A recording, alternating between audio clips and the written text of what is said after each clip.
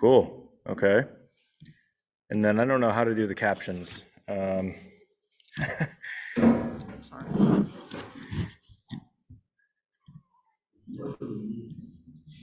Oh, here we go. It says, I think it's just tied to our account. So, okay. All right, everybody, just give us just a few moments here. We'll look to get started at 7:05 at the latest. In the meantime, probably not going to share my screen because I need to let people in. Or Bernadine, are you able to let people in if I make you co-host or something? Oh, yeah, you have to mute that. Or Paul, did you bring your machine?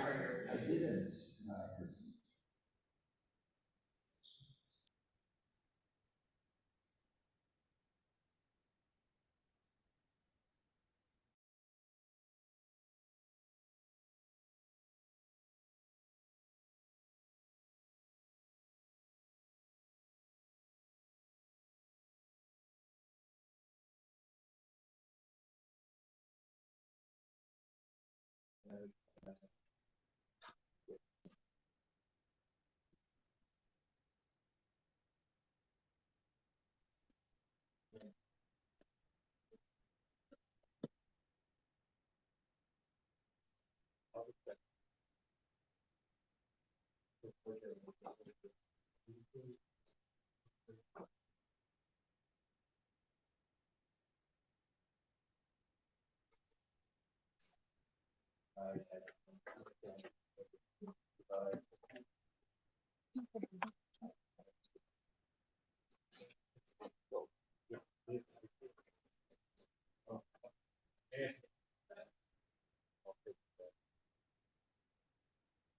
didn't.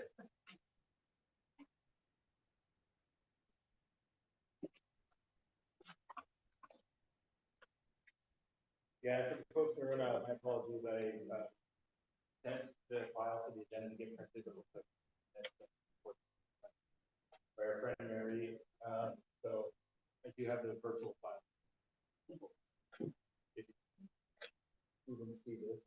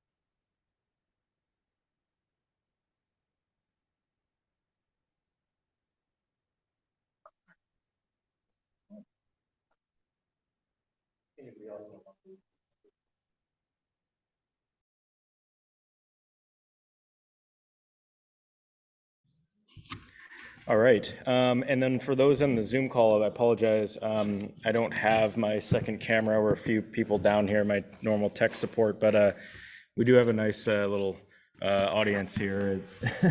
So it is a room of people. So we'll just get started here just a sec.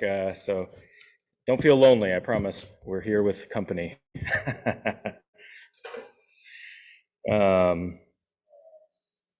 Okay, Bernadine, can you turn your volume down just in case so it doesn't echo? I think that we're good. I'm not hearing you at all. Well, it's going through your tablet rather than your. It's going through your tablet rather than your headphones. Test, test. Everyone on the, yeah, you can hear it. I can hear it from yours. It's just not the Bluetooth is connected.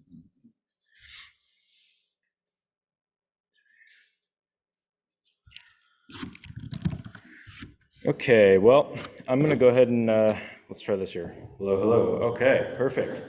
Well, I'm going to go ahead and get started here for those that are here. It looks like we have plenty for quorum, so you shouldn't have any issues there. So just to kick things off, we can go ahead and start the meeting at 7:05.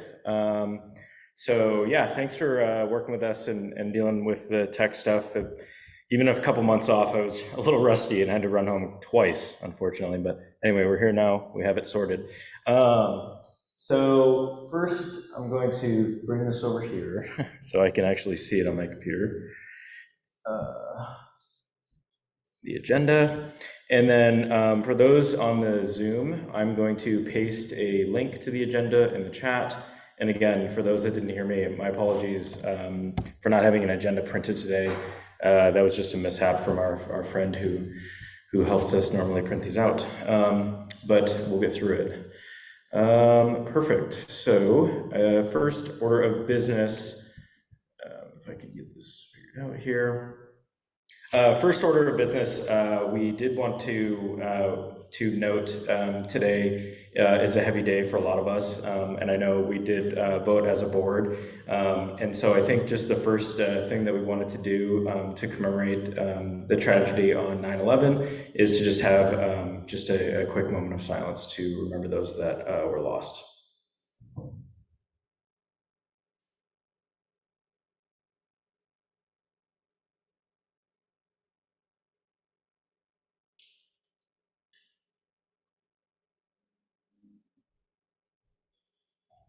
All right, thank you, everybody. So yeah, thank you for being here in person and online, and I'm frantically letting people in as we go as well.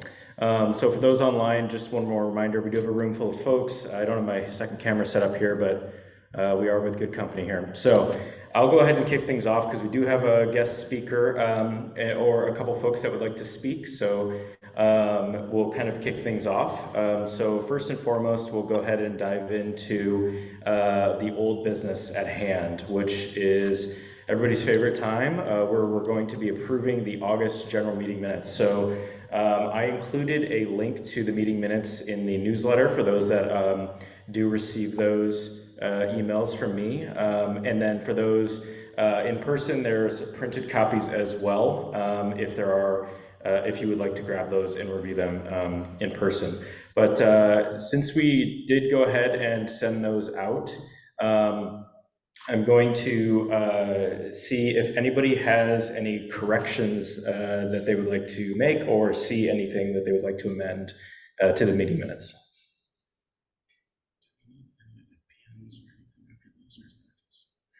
I think that's okay, yeah. Correction? It's spelled incorrectly, okay. Drew, I don't know if you were able to pull up the... Yeah, I got it. Okay, perfect, thank you so much. And you know what, I'm actually gonna make you a co-host, just if you can try and help admit people here, because Oh, yeah. RJ had to help me out here on that. But in the meeting notes from August, so Juan's last name was spelled incorrectly. It should be Vildassola, is that correct? Oh, let me see, hold on. O instead of A. Yeah, Vildassola. Okay, sorry about that one. No worries. Any other corrections in the room or online? Okay. Do I have a motion to approve the minutes? I move. Okay. Austin moves to approve the minutes. Do I have a second? Second. Paul seconds. Anybody opposed to approving the meeting minutes as revised? Raise your hand. Okay, nobody opposed, so we're unanimous approval. Thank you so much. Perfect, so go ahead and kick it into new business. So a few things for me from a chair update. So I'll run through these fairly quick so we can continue on the meeting here. But first and foremost, our friends at the Independent District Commission, IDC, which we've been having a few guests on over the past few months, did vote unanimously to push forward and approve the election map. And that included all of our callouts to make sure that North Portland remained whole, and we are district in with our friends and neighbors within the rest of North Portland and the entire peninsula. So I think that's great.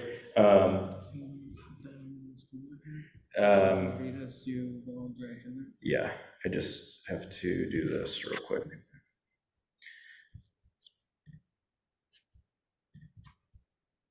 Sorry, 1 second, bear with me. I'm gonna do this.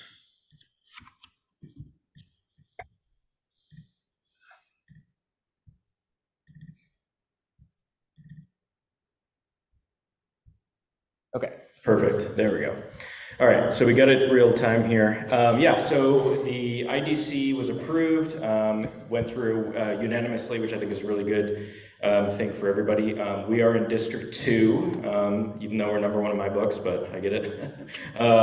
Yeah, District 2, so just for those that, for reference, we are going to be on the presidential election cycle, so everybody obviously is going to be voting the fall of 2024 for citywide plus mayor. For all 4 districts, and then districts 1 and 2, which is us and the East Portland district, will be on presidential election cycles, and 3 and 4, which is Southeast and downtown West Side, will be on the midterm cycle, 26 and then 2030. So anyway, a lot more to come, a lot more things coming. There's a link here that we can include, and I'll include in our newsletters, but it's just portland.gov/small donor elections, and there's a whole website that you can see all things 2024 elections. You can see who's filing to run and what positions and whatnot. So there's definitely going to be a lot more to come. I think there's a lot more education too that we all need to be cognizant of, and being able to help the community as we go on the complexities for ranked choice voting and multi-member districts. So we'll get there, but I think we're excited and super happy with the work that's been done up until this moment. So next few things here, we had a town hall with Dan Ryan. I don't know if anybody was able to attend or join via Zoom, but North Portland Neighborhood Services and our friend Mary over there was able to put that on in a kind of listening session and/or town hall. So he gave a speech and a few other guest speakers as well, but there were just a few little highlights here. So the one that I thought was really cool, and actually I think I saw them on the call here, yeah, Donovan, which is awesome, but was specifically asking about focused on smaller parks, since Dan is in charge of Parks and Recs. And so, Donovan put on this wonderful event over at George Park, where it called the Kids Outside Fest, and it was great. I went by and it seemed like a super cool way to activate the area. But I don't know, Donovan, do you want to just give maybe just like a 2-minute little recap, or if you feel like it, on the event? Yeah, can everybody hear me? Yes, I'll turn you up just a little bit, but yes, we can.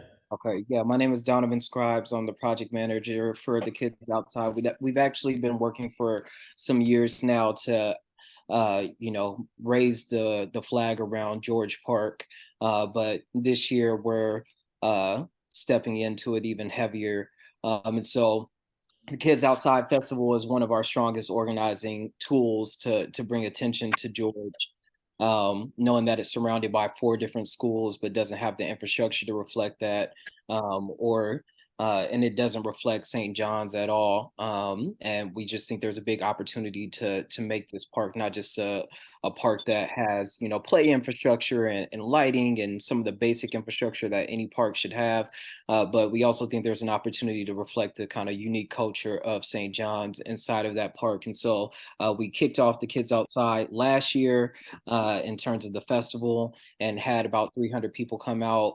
Not sure what the numbers were this year because it was super hot, so people were kind of on the fringes in the in the shade this year. But do know that we gave out we gave out 200 backpacks along with school supplies to kids out there. So that says something about how many people probably turned out altogether. Commissioner Sushila Jayapal came out to speak as well as part of the event and spoke about the need that's at George Park, and had made a commitment that while she can't make investments from the county side right now where she's at, she says she will be supportive in any way that we're asking her to be of this effort. I also sat down with not commissioner, but Representative Travis Nelson, who represents this district last week, and discuss kind of where we're at in this process. And he mentioned that, hey, the short session is coming up. And so if you all can rally around a petition that gets some enough signatures, I can use that to leverage in the short session to get some dollars to support some of the infrastructure needs. You all probably know there's a lot of lighting that's needed in George Park, along with a whole host of other things. And we have not been able to have that sit down with Commissioner Dan Ryan yet. And so whatever vehicles, whether it's this county or the state, that we can use to get dollars funneling into George, we're going to use those. So we did kick off our petition campaign today. We got more than 50 signatures going, launching it today. So anybody who would like to add their name to the course on that, I just dropped it in the chat, but Patrick, I can send it to you to share with folks as well. And you can catch it on the Kids Outside's website. It needs to be updated. It's a volunteer crew with a lot of things that need to happen. So we haven't updated it there. But yeah, the Kids Outside .wordpress.com is our website as well. So yeah, we're getting a lot of traction. And Dan's sorry, I don't want to take up too much airtime here, but Dan's answer was he's from St. John's. That's great. But what we're most interested in is, moving this conversation forward with his office in the way that we had when we were meeting with Commissioner Rubio last year before she got reassigned from Parks. And she was really excited about our effort and was talking about like putting city dollars towards what our effort. But when that change happened from Rubio to Ryan, we just kind of got lost in the shuffle. So we are actually in talks with Commissioner Ryan's office right now about him coming to do a site visit at George Park. But I did have to remind his office it's been 12 days since we heard from them about that. And that was after the town hall. So we are trying to move things forward. Perfect. No, I appreciate the update. Thank you. And whatever we can do to help and partner with you to help continue messaging, yeah, please send me a note, and I can include that survey, the petition rather, in our newsletter, no problem at all. But would love to continue to work together, Donovan, and we're super encouraged by all the efforts that you've been putting in. I really appreciate that. Absolutely. Thank y'all. Yeah, no worries. All right, so I'm going to keep things moving along briefly just so we can stay on time here. Just a few other topics that he spoke about and we're asked a few questions about was Frog Ferry, which we can hand it over to Juan and the rest of the team later to speak to that. Then there was another interesting thing that was discussing Parks budget and bonds as well. Sorry. Budgets and bonds specifically. I think that's an interesting thing that we can all kind of keep an eye on, but basically levies versus bonds and what that money can be specifically used for, capital projects or maintenance. So yeah, whether or not there's an actual levy or something coming soon. You see a lot of things in the news too about the inability for parks to be able to upkeep their own systems. And so, yeah, I think there's just kind of a funding issue from his perspective from that regard. Columbia Pool, North Portland Aquatic Center. So he did confirm that Columbia Pool will be closing, sounds like, and North Portland Aquatic Center is going to be kind of the go forward plan. So I know there were some folks that were had some challenges around that and maybe the lack of aquatic center while that is being built. But again, I think that goes back toward the bonds and levies situation with upkeep versus capital investment. And then there was a lot of questions asked about the Safe Rest Village on the cut slash Peninsula Crossing Trail. So a lot to discuss there for sure. There is a recorded version of it. I have a file. It's like massively many gigs, but I'm going to go ahead and try and upload it to our St. John's Neighborhood Association YouTube channel for you all if you want to check it out. I have it on my computer. I'll just get to that at some point. So anyway.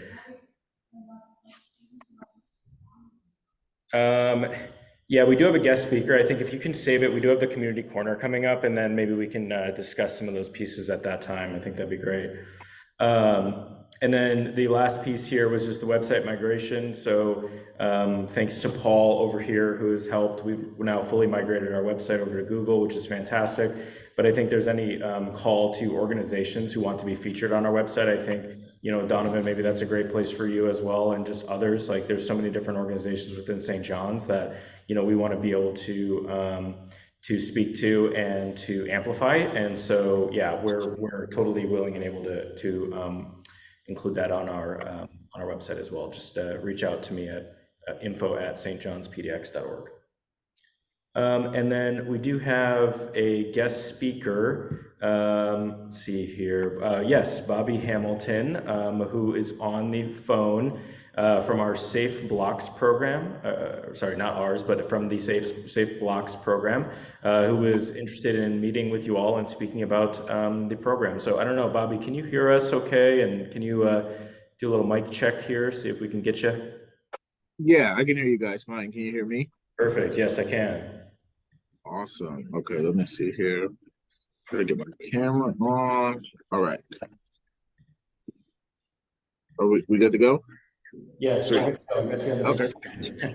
Yeah, so I've been playing a bit of email tag with Patrick and Austin for a few months and trying to make it to one of you guys' sessions. I'm a newer Safe Box program coordinator, currently assisting Mary Tompkins, senior coordinator over in North and Northeast. And then so for those that don't know about Safe Blocks, and I'm gonna drop a few different forums into the chat that have just some resource information, kind of who to contact for what different things, and also some things that I'm going to speak about.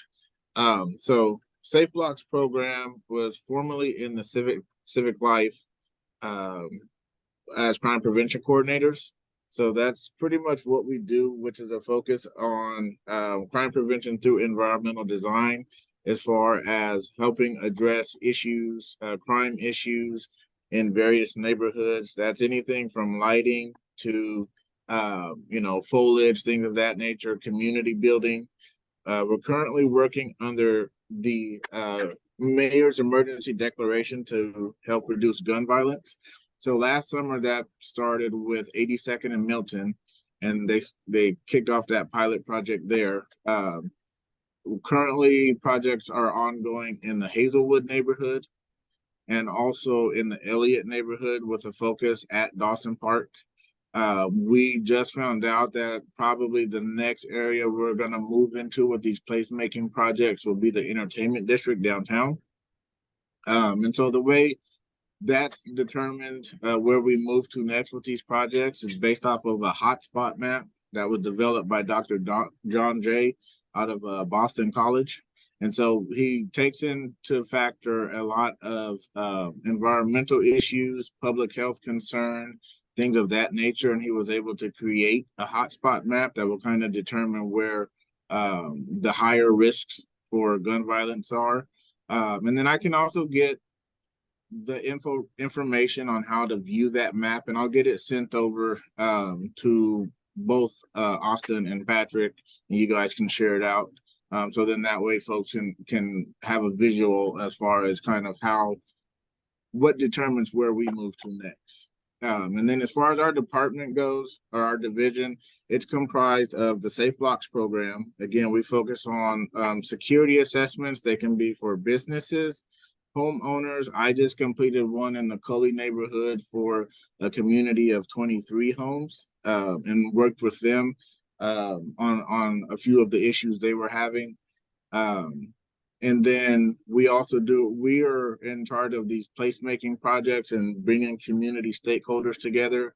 And a lot of what Donovan was speaking of with his program and just activating spaces, it's been very, very successful over at Dawson Park. It's to the point now where we've helped a community-based organization with credible messengers kind of sponsor that park now. And so we're going to shift our focus in that area to some of the side streets and some other things. But we've really seen this summer that with occupying the space with positive activity, activating the space with consistent programming, and then that does a lot for the sense of safety, but also actual safety, and just having positive events. We went from Dawson Park, the friends of the children across the street, the Montessori school, the families in that neighborhood not wanting to go to that park at all, to now with working with the community and working with the people within the park and helping address a lot of the issues there. That park has been full of children these last few months, which is exactly what we would hope for in a park within the community. So we're doing a lot of community building in that sense. We are also teamed up with the Office of Violence Prevention. A lot of their work is kind of geared towards gang-related violence. So they have both upstreaming and downstreaming. So what that means is once an event happens, they activate a lot of the CBOs, the community-based organizations they're working with, to go out and connect with the victims' families, and that sort of thing, try to help provide resources and things of that nature. They also have programs that are focused on the upstreaming part, so the prevention part of that as well, and trying to connect with the youth and find other outlets and things of that nature. They're under Office of Violence Prevention. There is also Youth Against Violence, which focuses on employment and helping. I think Monet's program is 13 to 24 and really focusing on workforce and education, different types of training opportunities that may be available. Rose City Self-Defense also is where we provide the personal safety workshops, neighbors together trainings. You have de-escalation trainings that are open to everybody. And then Rose City Self-Defense also offers physical self-defense courses for women and women identified persons ages 13 and up. All of these services provided from the city are for free. You can request us or you can reach out to us. We'll connect with you. We'll work around your schedule. A lot of the assessments, you'll get a detailed report, kind of everything that your concerns were and what our recommendations would be as well. And then a lot of it, like what's being said currently in this meeting, is the community building, the networking, and just really getting to know the people within the communities, because that's the biggest deterrent of a lot of the current crime issues that we're really having, because especially due to COVID, everybody was really in silo. And so we call them like negative perpetrators, where people kind of come into unwanted issues, the crime issues, where they were kind of in control of areas for so long due to COVID, or especially since COVID, not just due to COVID. That we're really trying to reclaim and regain a lot of these areas back. And a big part of it is really just connecting with community, and then, community building for that matter. Again, there's some flyers in the chat, anything from how to report graffiti, trash, the camps, to Rose City Self-Defense's flyer is in there, how to contact the different programs or the different agencies within the community safety division. And then I'll also drop my my cell phone and my email into the chat as well. If there's any further questions, or if you guys you want to just know something else, you can always reach out to me and I'll get back to you.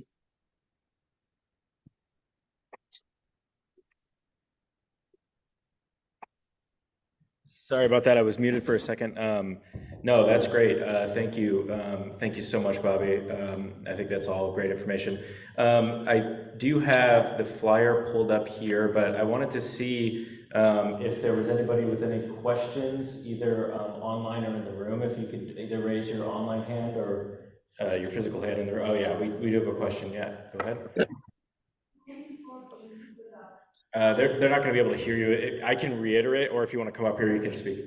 I just wanted to know why the water play area is in the community park and not in it. Okay. The other parks have splash areas, the kids in here have nothing, Uh-huh.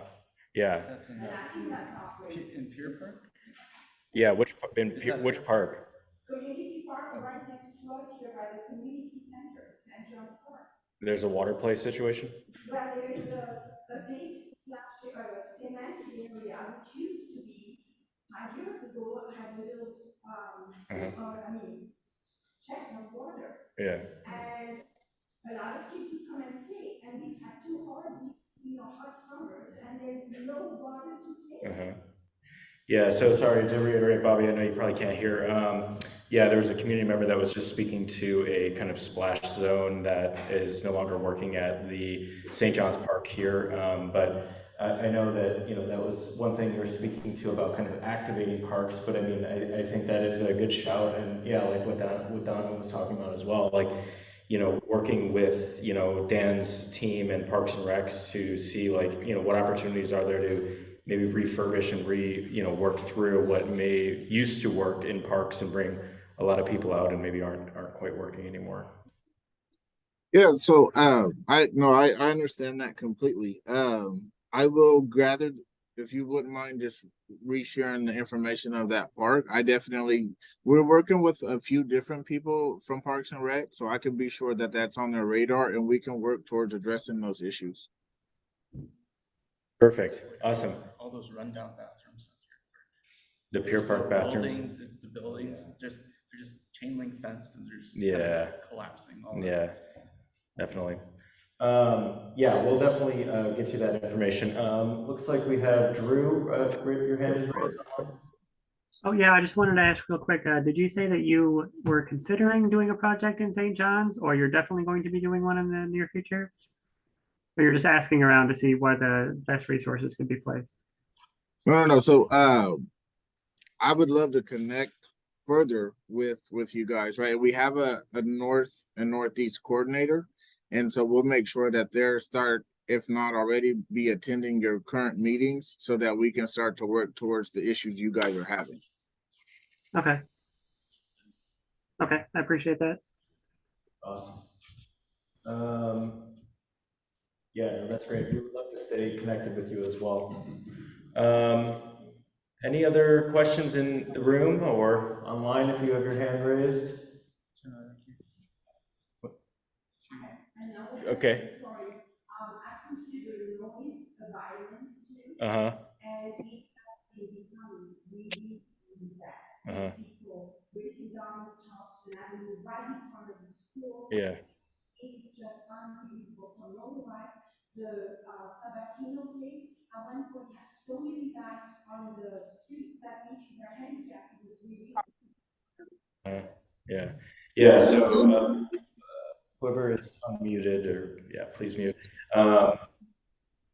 So Bobby, I don't know if you could hear or not, but basically the community member was saying about noise pollution as well when it comes to like street racing and motorbikes and whatnot. So we're right here on Charleston in James John Elementary, and I do know that Peabody is going to be putting speed humps in here, so hopefully that will help, which it's all marked already. But yeah, just from your thoughts, Bobby, too, like, maybe some opportunities or other ideas in other community areas for maybe reducing some of the street racing and or kind of vehicle noise as people are kind of disrupting communities. Yeah, so with that, that's another thing we're addressing currently over in various neighborhoods. So connecting with PBOT to focus on some street calming, and that can come in various forms: the turnabouts, the speed bumps, other medians, right? Things of that nature. So working with them is something that I'll make sure is either in the works or something that I know you guys said that you're You said you're currently talking with them, or the plan is currently for them to put in some speed bumps? Yeah, so it's part of North Portland in Motion, and the street is all spray painted. It looks like they're going to be starting work soon. So I'll follow up. We have worked with quite a few different folks in Peabody, so I'll check in with them and kind of see where things are at with that, and then also just kind of reiterate the fact that it's an ongoing concern for you guys in that area.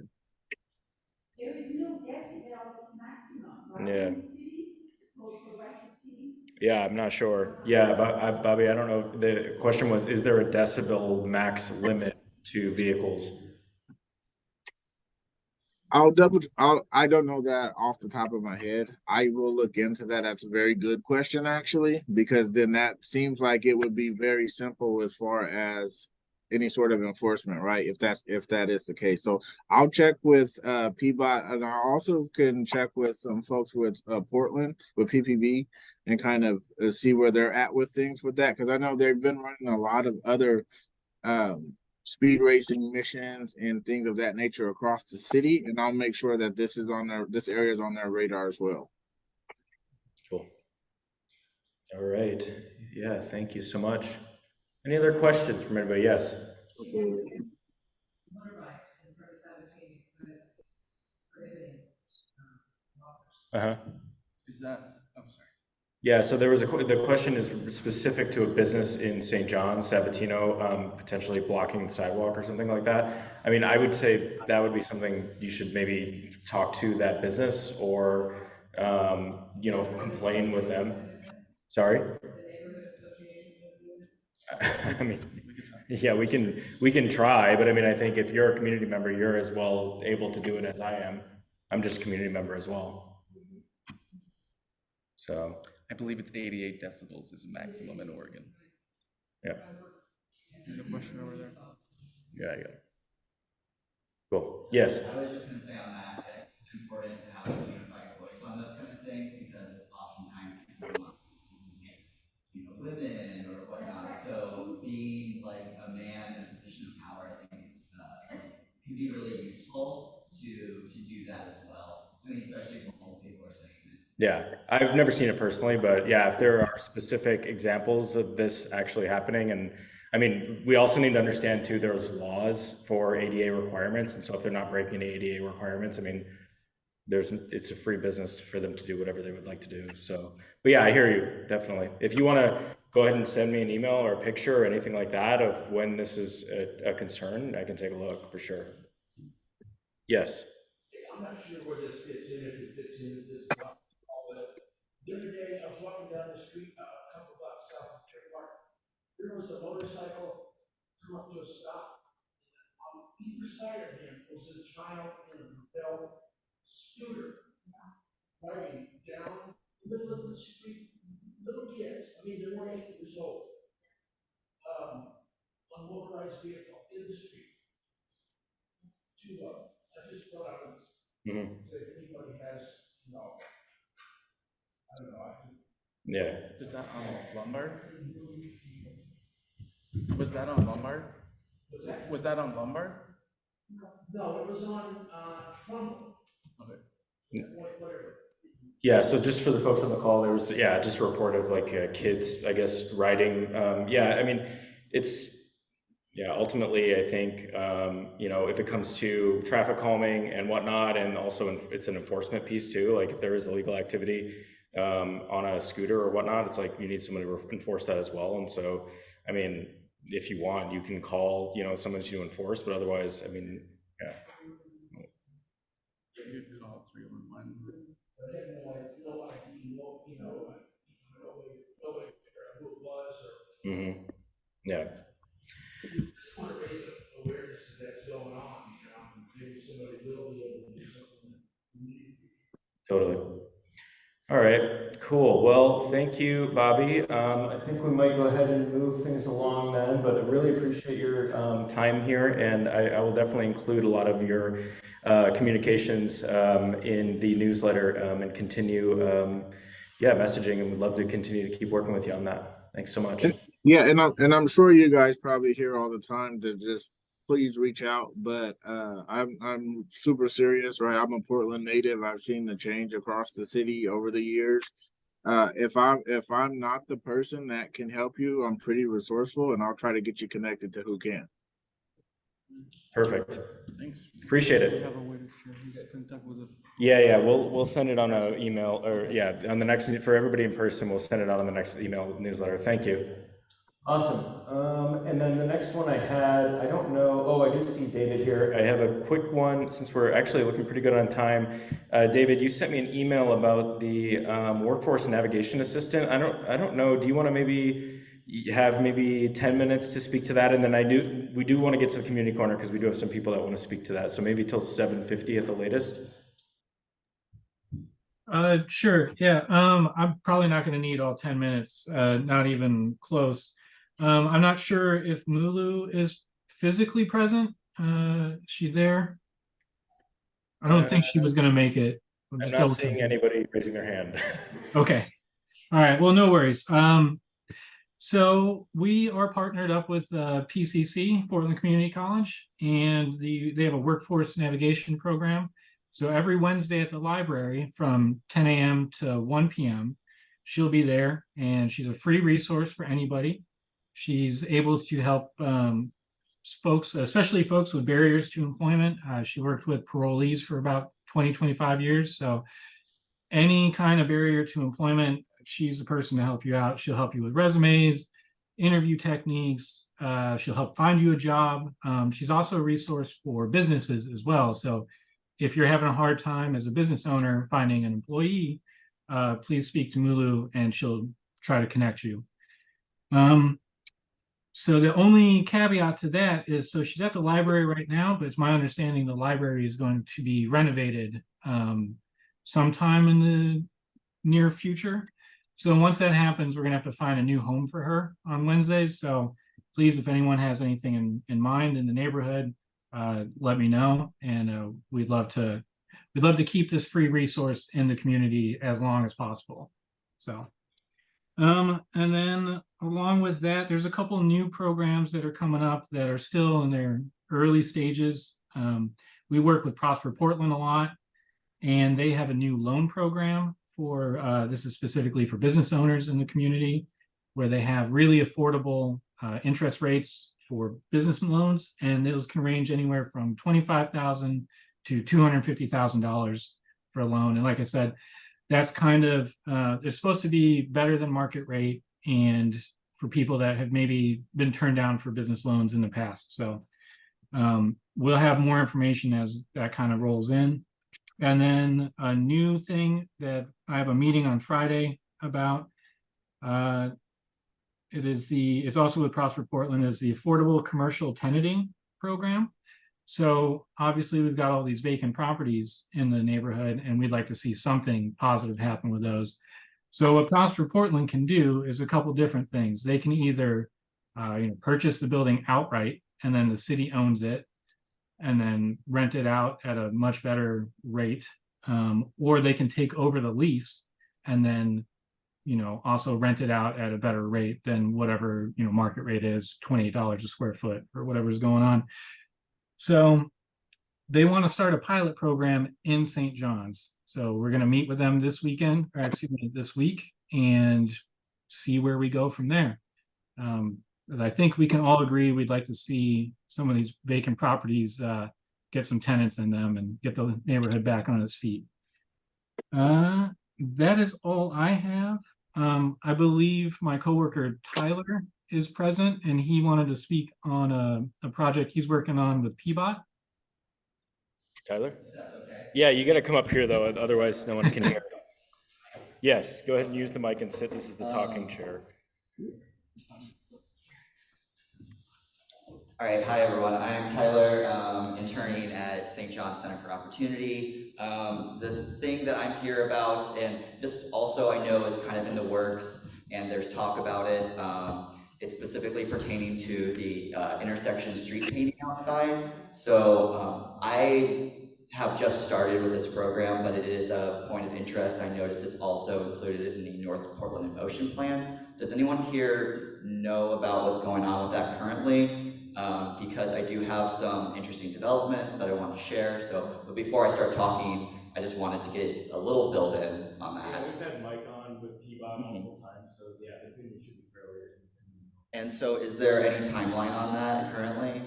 I mean, I think just progress is starting now. We haven't seen a specific exact timeline. I think it's all on the website.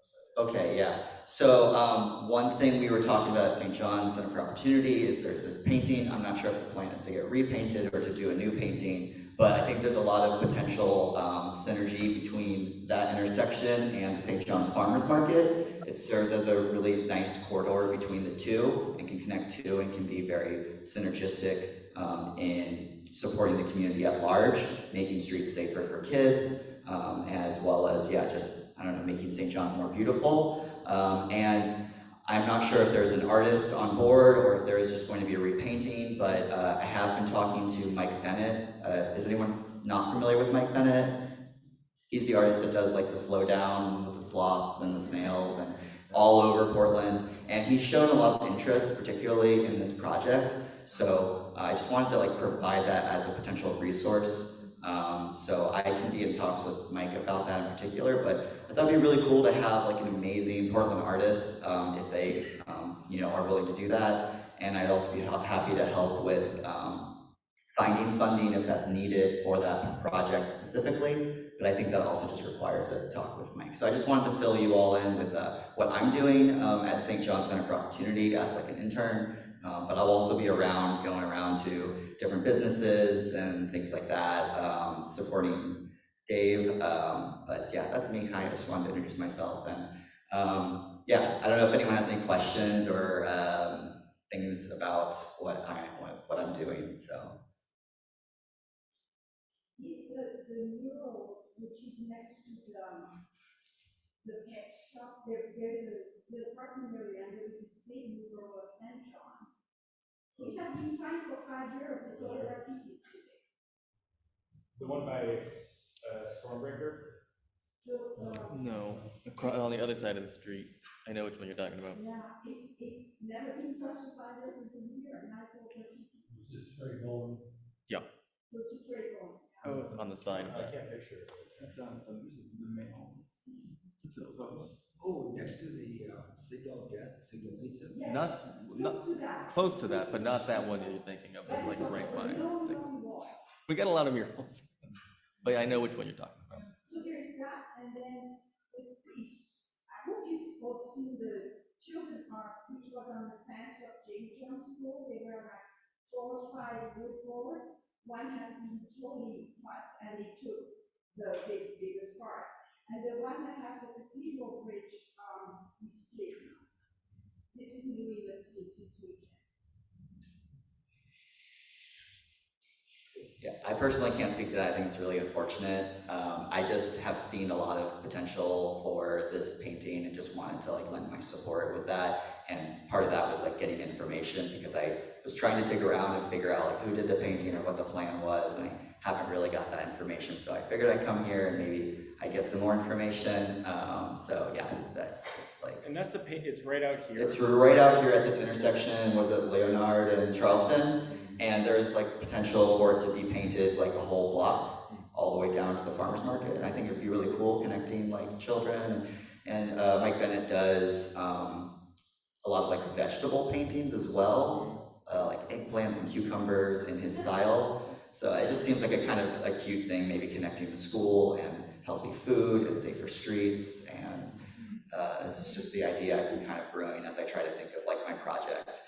For more background, I am a master's in urban and regional planning graduate student at PSU. So like part of my graduate program is I need to do internships. So St. John's is one of my internships.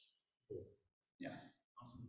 Yeah, you might want to talk to the school too. They might know. Yeah, I was curious if there's someone I should talk to at the school. Like I just don't know who to contact. The principal probably. Just Yeah, I think contact the principal. They're pretty helpful. I think it's like right there. Yeah, It's right on the street. It's on the pavement. Why do I want to say that? It was like a community project. My daughter, when she was in preschool, went to the Montessori school there at the church. And I remember there was like a weekend where they're like, everyone come. Yeah. And I was just kind of saying how when my daughter was in preschool, the Montessori school that's there at the church, I remember one weekend they said, "Oh, everyone come," and it was like a community effort. That street mural. So Yes. I'm not sure if there was who was taking the point on that, but Is that school still there? I believe so. Yes, it is. And did your daughter go there or go here or? No, she went there for it's like Yeah. early. Gotcha. Yeah. That might be a good opportunity. Right, so I can speak a little bit to that. So from my understanding, PBOT has this free street painting program. It's a community run. The permit is free and they help you like plan that and close down the street. So the main thing would be like getting an artist and getting paints. And I think that there's money for that out there, especially for a really cool project. And with it being part of the North Portland in Motion plan, might be paid for. I don't know. I can't speak to that because I don't know. But it is a community-led thing, and I think that's a great opportunity. I personally don't live in St. John's, but I've been up here for a few months now, just kind of seeing what's going on. And I think it's like a great opportunity to bring together the community, to bring together the school, to bring together St. John's Center for Opportunity, the neighborhood association, young, old, everyone in between, and to just come paint and have a block party. And the rains are coming, so this might be something that won't happen until after winter and spring when it starts drying again, because the clock is ticking and it's only a matter of time before we get rain every day. But I think it could be a really cool opportunity just for like everyone to come together. Maybe even Safe Blocks is interested in something like this as well, just to make the streets more lively and bring people together. The only problem with the street spots is that the one we had, that was a full community thing, but it hasn't lasted, it's slowly going out, and it's not gonna cut here. Yeah, the street paintings last about, from what I've read, 2 to 3 years. They can be touched up, and that's just that is a great, especially if it's kept up with, it's a great opportunity to bring the St. John's community together every few years for these touch-ups that you could pair with like a block party or something. And I think there's like plenty of people that would probably love to see that keep going, as long as it is like kept up with. And it's not just about, everything is impermanent in the end. I'm not gonna get too philosophical here, but it is an opportunity to bring together people every once in a while, over and over again, to keep doing something special, whether that's doing a completely new painting or doing just repainting and touching it up. I think it's great to have that. So I think the impermanence isn't necessarily a negative thing. I think it can be a very positive thing. And these street paintings also have like street calming effects. They slow down traffic oftentimes. And it's just also like a tourist attraction. It'll show up on Google Maps from satellite imagery. I mean, it's a really cool thing. And it happened before, and I don't know if anyone here was involved with that painting, but I'm sure like maybe, like it was probably cool to bring together the whole neighborhood for that. So yeah, that's just my 2 cents. I've probably taken up more time than I need to, but yeah, thank you. Thank you, yeah. Awesome, yeah, thanks. I think if anybody knows any more information, connect with them after. But yeah, keep us posted as you hear more on the street painting. And then, as you're out, and welcome to the neighborhood and within the businesses. That sounds great. So anyway, so we have a community corner here. I do know that there's one specific, there are a couple individuals that had a topic to discuss, but this is again an opportunity for anybody to, on the phone and also in person here, to raise any sort of community concern. I know we've kind of went to a few already, but if we can try and keep it Washington, it would cause more havoc than you would remedy. Can someone please just make sure you're muted on your end, and then raise your hand and we will call on you. But there's some folks here in person we're going to give the mic to first, and then if we can try and wrap it up 7:54 now, within like 8:05 to 8:10 at the latest would be great. And we'll need you to come up here so the Zoom folks can hear you.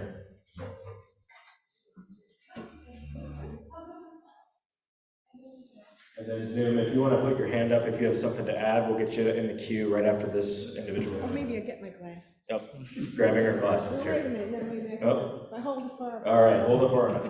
Go ahead and, I can stand. oh yeah, perfect. Okay, I'm going to just read to you what the post I put on St. John's Facebook page.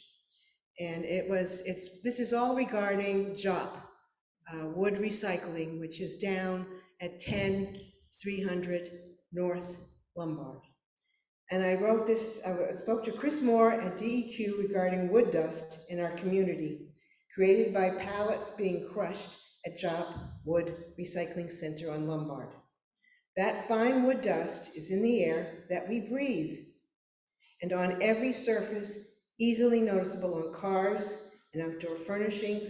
This situation has been referred now to the Office of Compliance and Enforcement of DEQ. I have written so many times and called James Moore so many times. I'm a retired RN, so I see this, I know that this air is in the air, and sometimes you can just see these little thingies floating around. It's not pollen, it's wood dust. And people, it's morally affected people in the far northern part of our community. But depending on the wind blowing, it could come all the way up. And of course we have Sit-in School, we have, all these different areas down by Pier Park, and it's something that needs to be addressed. And DEQ, they were taking phone calls before to make the complaint. Now they are saying that you have to do, if you want to have an effect, you have to go online to DEQ, write a complaint, fill it out, and say that this has to be addressed. I don't know why they were permitted to do this in an open air thing. What they do is they crush the pallets into powder, absolute powder. And then they shoot this powder into trucks to be taken away. All this time, this powder is being airborne. And I have a picture, I think, of my car. And I washed it one day, and the next day it was a really windy day, so I got a lot of dust on my car. And I took a picture, and they say if you put a picture with your complaint, it puts more impact. And everybody, they're saying the more complaints they have, apparently there's a new person head of the Office of Compliance and Enforcement of DEQ. And apparently it's a she, and she's interested in this. And Chris Moore told me, if you can get people to make a complaint, fill out the form online, it's right on the DEQ website, complaints. And if you can attach a picture of how this is affecting your area, it would be great. And with wood pallets is,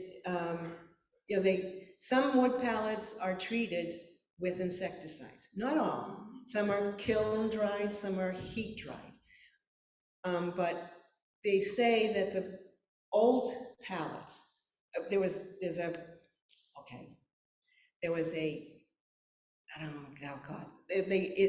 they're no longer allowed to have the pesticides in this country and other countries, but some of the stuff that comes in from foreign countries still have pesticide treated wood. This is poison.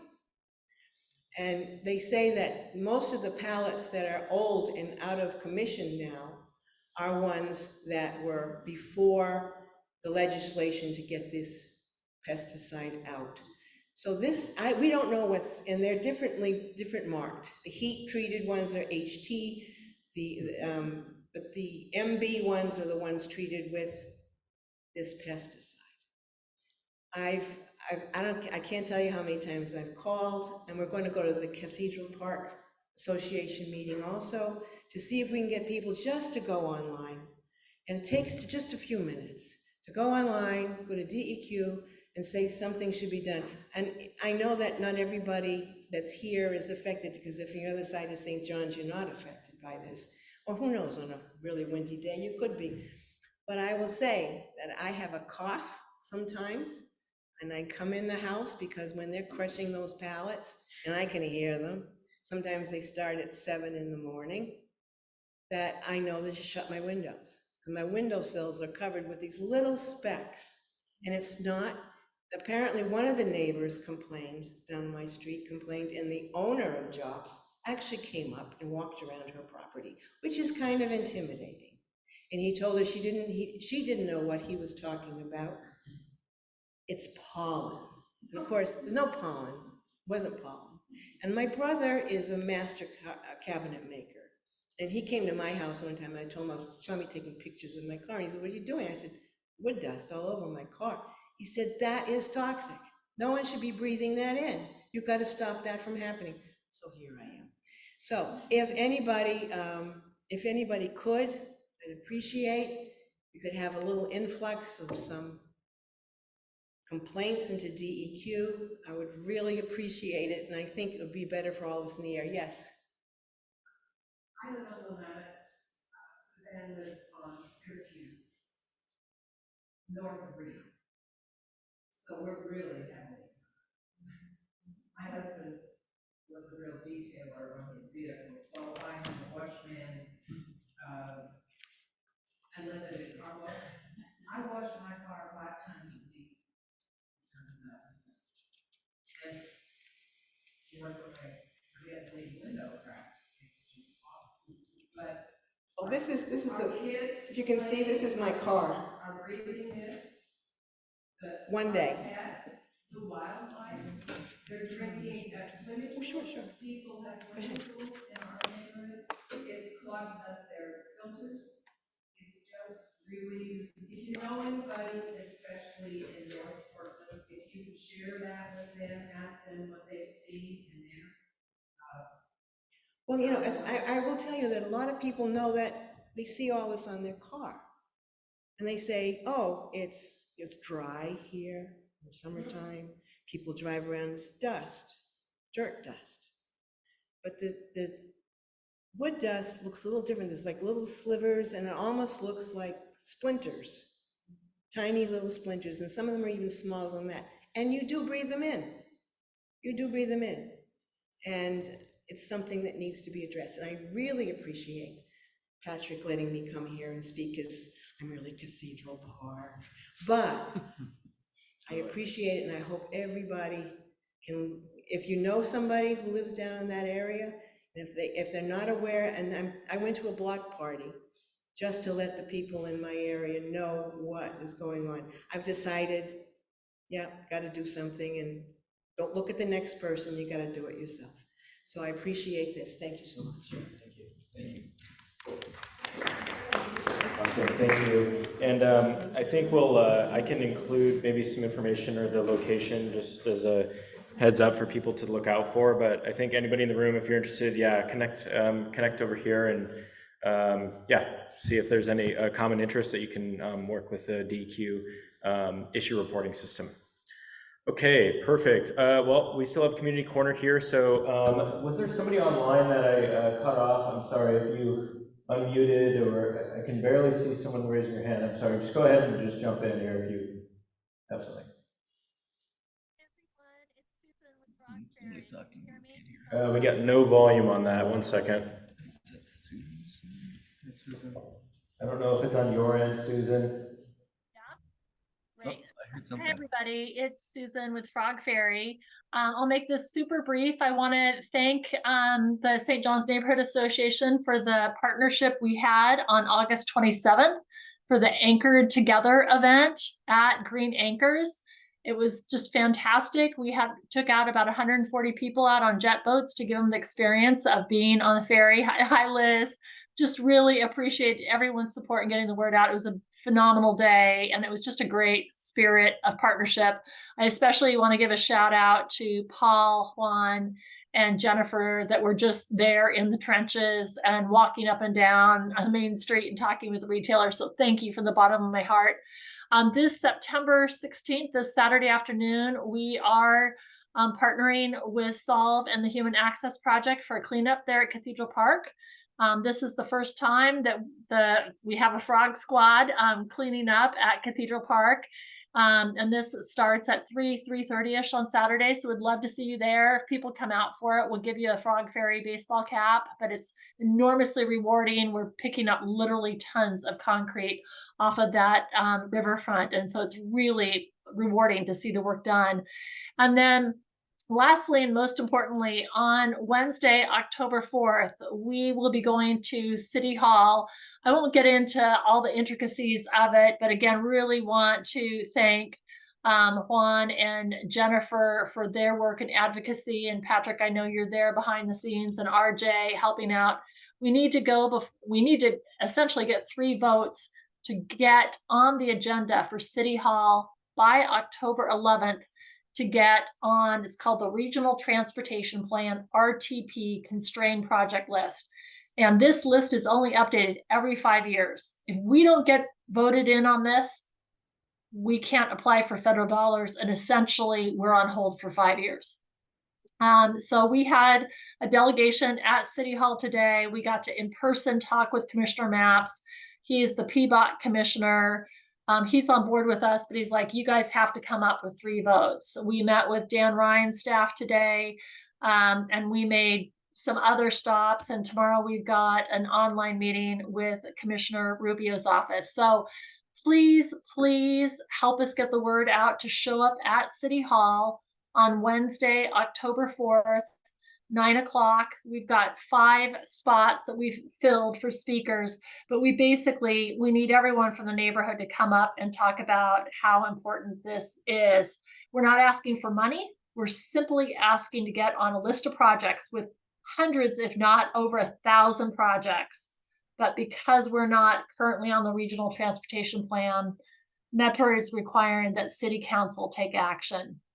So that's it for me. So appreciate the partnership that we have here and all of your support.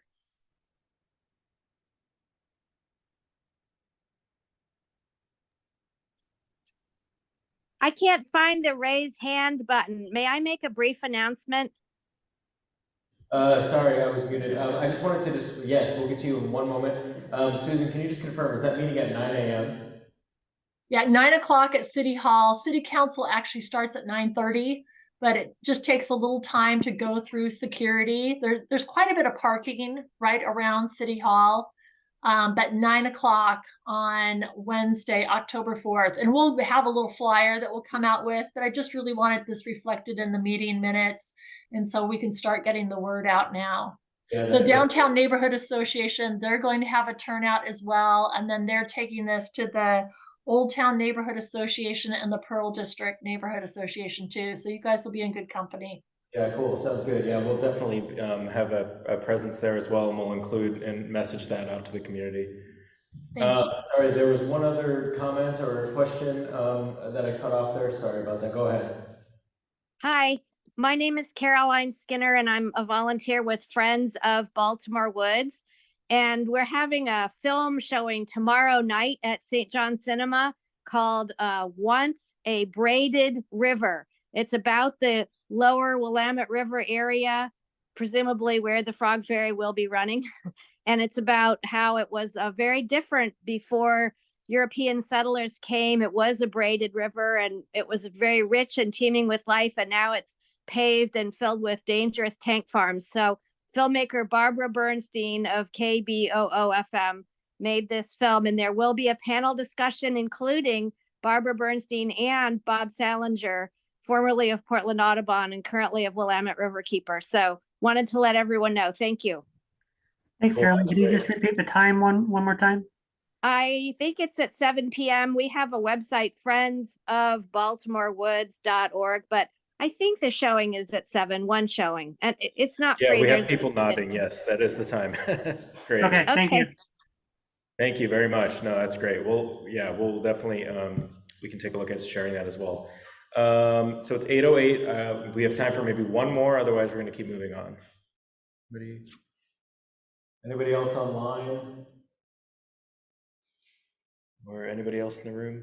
Any thoughts?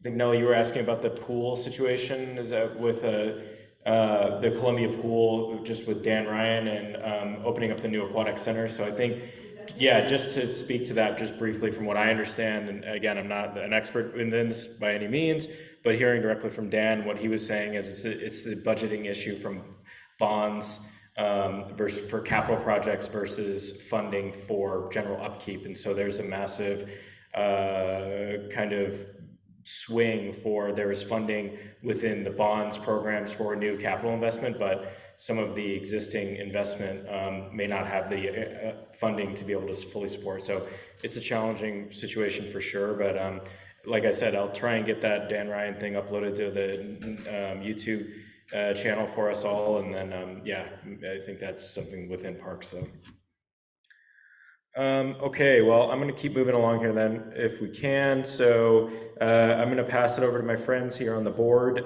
for general updates from each member. So we're going to start with our friend Paul here to speak to Safer Together and block parties.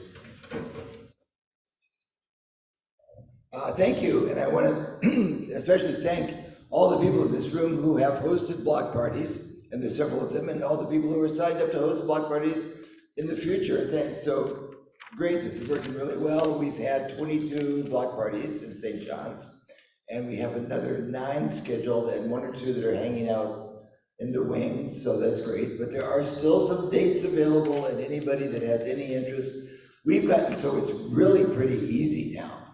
I mean, we're good at this. And one thing is I've got an intern, a young man who can help doing all sorts of things, including flyering. So he was out last weekend helping one of the future hosts go door to door and did a great job. So if you have any interest, see me. And like, for instance, September 30th, that's open. You could have a block party on September 30th. Plenty of time to prepare it. You don't have to spend a long time worrying about it. Just start right now. There's plenty of time.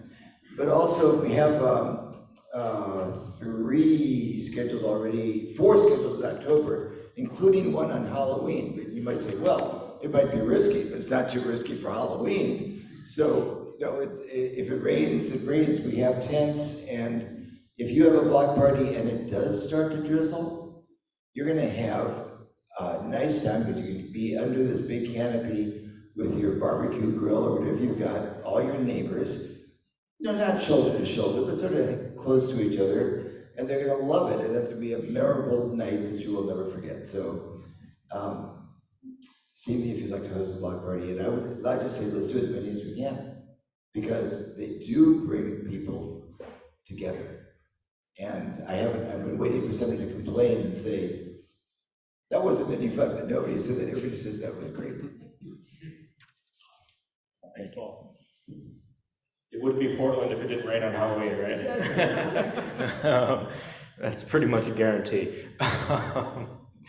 Okay, and then just going down the list here, have some updates for Vice Chair. Our friend RJ is gearing up for his honeymoon, which is amazing, so congrats to him again. But there are translated captions available that I should have said at the beginning, and I'm sorry for that, but just for those to remember that are on Zoom, we do have the capability now to do translated captions for a variety of languages, not just English and Spanish. So yeah, I would check that out. I think it's super, super cool. And then in addition to what Susan was saying, the solve cleanup for the Cathedral Park Beach, 9/16 at 3 p.m. Yeah, don't count me on that time, rather. So 9/16, you just go onto the website, the Solve website. But anyway, that's going to be a big one down at Cathedral Park Beach, which will be really cool to see folks out at. All right, well, next up on the list, we're going to hand it over to Treasurer. But before we do that, I'm going to share my screen so I can do this. And for the people in the room, you have to use the paper copy because we only have the one screen here. So I'll go ahead and hand it over to Bernadine. Can someone confirm on Zoom? Oops, here we go, sorry. I'm missing a button click. All right, can someone, Drew, maybe chime in? Can you see this Excel document? Yes, yes. Okay, great, thank you. There you go. Okay, this is for August 13th through yesterday. We had a beginning balance of $12,612.51. We had no income.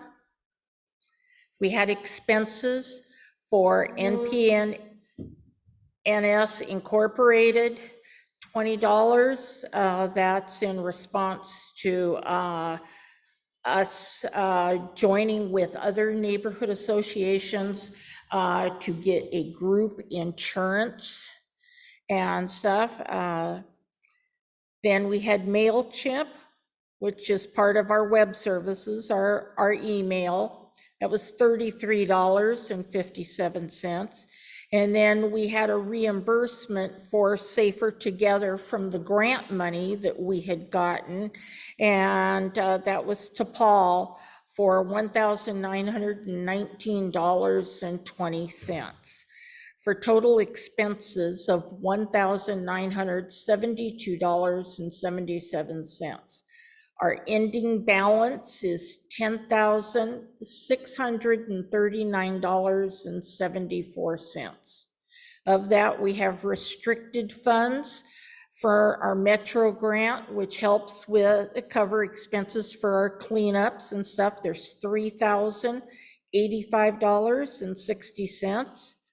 Restricted for the Safer Together grant, $5,789.73. And then restricted still is $65.65 from our Day of the Child event. And that is still the check that was written to George Middle School for their library. And I've gone now a third time. I just went last week again, and they still have the check on the desk. So hopefully they're going to process it soon. So that leaves us unrestricted funds of $1,698.76. Any questions from anybody on the general? Okay, then in our art fund, August 13th through September 10th, beginning balance $100.04, and our ending balance is $100.04. Now our bottle drop account, which is August 13th through September 10th. Our beginning balance was $187.44. We had bags dropped of $43. So we had a total income of $43, no expenses. So our balance as of yesterday is $230.44. And if you were here or up online last month and stuff, you knew that we had put in our request for $450 from Bottle Drop, and I just received that tonight, so that'll go in the bank tomorrow. Any questions from anybody? I was just gonna shout out, we got blue bags, if anybody would like any, Bernadine brought them in. And Yeah, I've got Bottle Drop bags and stuff. And if you were here in June, in person or online, you know that we went through and approved the fiscal budget for the new fiscal year, which starts July 1st and stuff. I have hard copies of the approved budget if anybody that's here would like one. And if you're online and you would like one, you can send me an email and I'll get one to you. Any other questions? Because we want to check the Zoom if there's questions. I don't know how to. Yeah, I can take a look there. And then I think what would be great too, if we can get the digital copy, Bernadine, we'll include it in, we'll get that on the shared drive here as well. Yeah. I'll, sorry, it's really hard to do this sometimes. I don't see any hands raised on Zoom. So yeah. Okay. We're looking good. Thank you very much, Bernadine. And that was one thing, as she was going through some of the excess funds for Metro, reminded me from a vice chair standpoint. When RJ's back, we are going to be planning a leaf cleanup event for hopefully when the leaves fall and the city does or doesn't come at the right time. We're going to be working on that, and we'll use some of those funds hopefully for like a compost dumpster and more to come, but yeah, got a little time. I don't know. Leaves are turning a little bit, so we'll keep our eyes peeled. Let me know if you see them falling.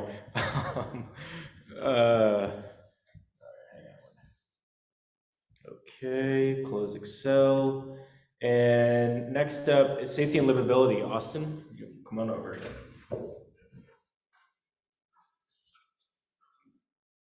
Thanks. Good evening. Okay, so every month I attend the Northeast Public Safety Action Committee meeting, and we have members from the Portland Police Bureau come and attend and give us some updates from their end. And then also I attend a bi-monthly meeting called PMO, which has a lot of different departments in the city come, and we can share what's on our mind with them, and they can give us updates. So I'll just share a couple of updates from last month. First from PPB. It seemed like shootings were trending down in Portland. I'm not sure how they're doing this month, but that's always a positive. And kind of related to that, PPB is partnering with surrounding cities and sharing information on shootings, which can be helpful because crime isn't just, central, doesn't, cross the city lines. So it's good that the cities are working together. And most shootings are being perpetrated by stolen guns. And kind of on a different topic, the traffic division has 4 officers currently on duty during every shift, which really doesn't seem like that many. Their role is primarily to help combat DUI and to respond to serious crashes. And body cameras will be placed on FIT team officers first, and eventually they'll be deployed to all PPB officers. The FIT team deals with responding to firearms, so those officers will be wearing the body-worn cameras first. And from the PMO meetings I've been attending, there's phase 3 just opened up for a new sanctioned camping site on Gideon Street that will house 142 units. And the city is prioritizing camp cleanups along safe routes to schools. And then totally separate here, the trash cans on Ivanhoe are overflowing there across from right by Safeway. And so the city was saying that they were going to address that and look at some of the graffiti on those trash cans that we have that are newly installed. So as I was driving here tonight, I saw there was like still garbage kind of sitting around the trash can. So I'll bring it up to them at the next meeting, see what's going on with that. And do you all have any questions for me? Patrick? Yeah. I had a question just in regards to the decibel limit. That could be something interesting to hear from at one of these meetings to see if it's traffic division and who is it, as far as who monitors and enforces that. Thanks for reminding me, because I can always share with whoever attends. Usually it's like lieutenant or sergeant. I have brought up the sound complaints in the past, and I can continue to do that because I can only bring to the meetings what you guys want me to share with them. So it sounds like that's something that's it affects me too, that people zip down my street. So I'll keep bringing it up to them and sharing that that's like a big concern that we're having. They don't have any limits. If you forget your license plate and whatever, and you have somebody to check up, this is the only state I live in where they can check the exhaust. Because there's no whatever is. Yeah, I'll go bring it to them. Yeah. And then I just have one last thing, sorry, from the mural that they were discussing. Is that something like PMO could potentially like report the graffiti on the mural? Yeah, so thanks for reminding me about that too. So pdxreporter.org is the website you go to, and you can report graffiti and upload pictures. That's good because then the city can share that with police if is gang tags, and also that's how the city responds to those kinds of things, is through their PDX reporter. So if you do see graffiti and you can't take a picture of it, feel free to let me know about it, and I'll try and get there and report it through the app. And there was mention at the meeting this morning I went to of the mural, and I can't remember the name of the building, but here, and that they're aware of it, and they're aware that it keeps getting tagged. So it has been brought up, and they're aware of their graffiti, and that's definitely something that they're trying to address. But yeah, thanks for bringing it to my attention. I can always pass things along. And was there anything online?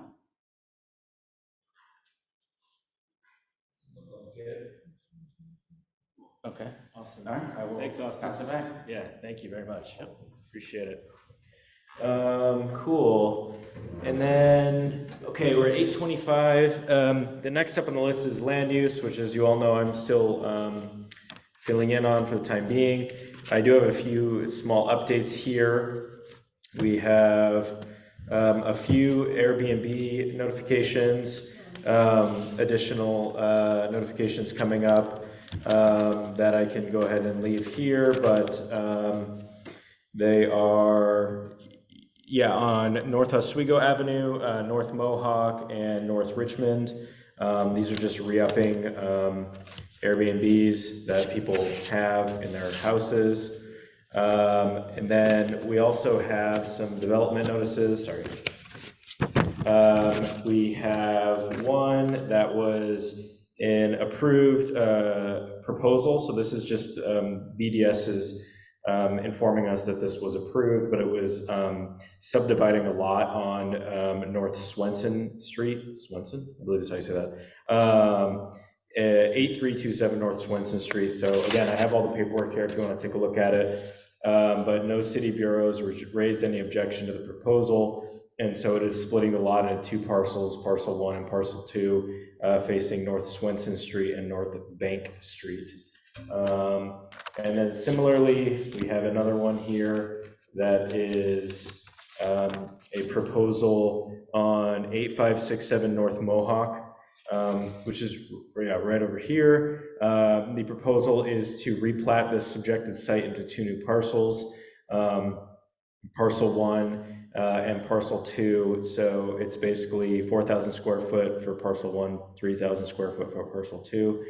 And again, there is a moment or an area of time where you can raise any concern, and the written comments are due September 22nd on that one. So that's the only one that has any action. I'll go ahead and leave these here if anybody wants to look further, but those are the only land use updates there. Any questions on that? Okay, cool. Then we'll go down to at-large. I'm going to pass it over to Juan here. Hi everyone, my name is Juan, he, him. First of all, I just want to say thank you to everyone who's here, because I know it's just, you could do other things, but you chose to be here, and that's really great. And also to my fellow board members for organizing all of this. And I really like just hearing everyone's thoughts and all the comments that you just gave. It's great to just receive also information, not just us talking all the time. And the community corner is also really a good idea. I've been doing some translation of the minutes, and I think, and not, we all think or agree, I think that is not enough to reach the Latin American community. So we're planning to do a listening session soon. We're gonna maybe talk about it in a future meeting, but it's something that we're trying to do because we know that just translating the minutes is not enough, and also having subtitles, like, even though it's a step in the right direction, is not enough to attract people to our meetings. Also, the block parties have been great. I feel like it's a great way to know each other, and if we know each other, then our ability to act with organization grows. So that's a good thing for our neighborhood. The block party that we had on the 27th was really cool.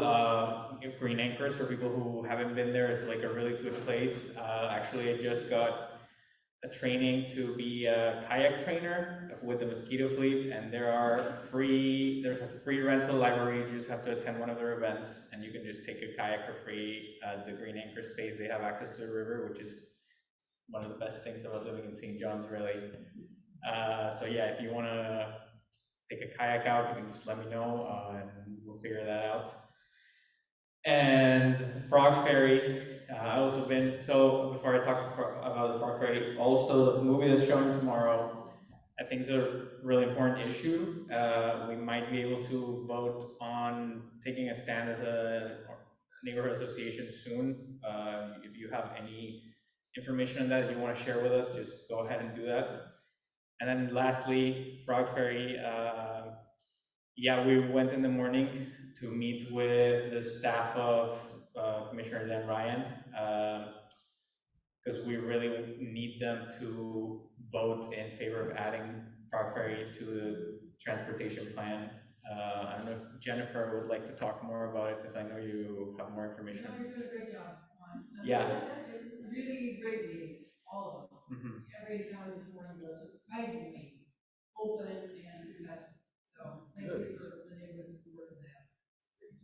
Yeah, so yeah, what Susan said earlier, if you think this is a good idea, I just think it's a great idea. Like taking the bus downtown right now is like 70 minutes, and Frog Ferry will take you there in 25. And having cars is like a financial burden on a lot of people, and we shouldn't just be expected.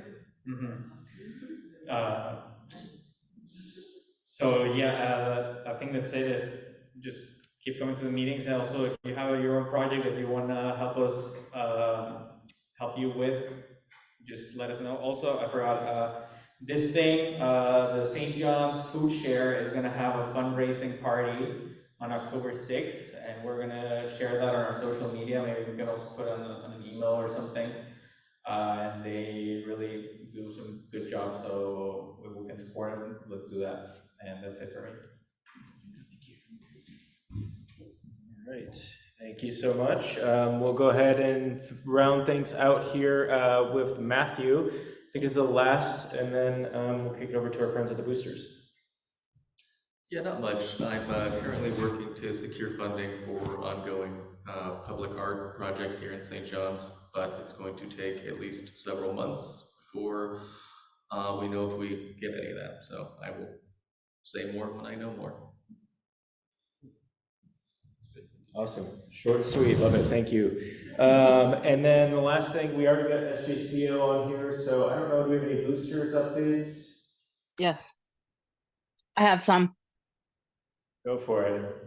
All right, I posted the list of events in the chat. I know not everybody can see them, so I'm gonna just read them very, very briefly. So this Thursday from 5 to 7 p.m. in the plaza, Dance United is coming back. They do Bollywood style, world style dancing. It's a big dance party. You're free to come and enjoy. It's kid friendly. That's this Thursday from 5 to 7 in the plaza.